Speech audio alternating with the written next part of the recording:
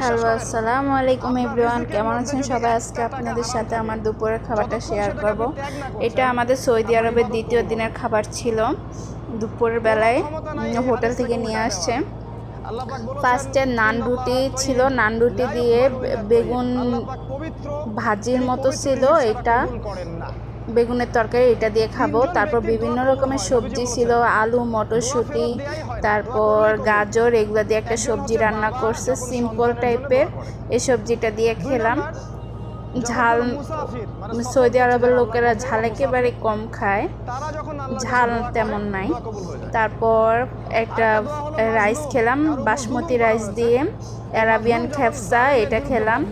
এটার সাথে আমি আবার মাছ ভুনা করছিলাম, রুই মাছ, এটা ভাজি দিয়ে খেলাম, ভালোই লাগছে। এই রাইসটা আমার শুধুই খেতে ভালো লাগে। চিকেনটা দিয়ে রাইসটা দিয়ে খেলাম, মাছটা দিয়েও খেলাম, ভালোই লাগলো। কেমন লাগলো? একটা ড্রিঙ্কস খেলাম। কেমন লাগলো আজকে আমাদের দুপুরে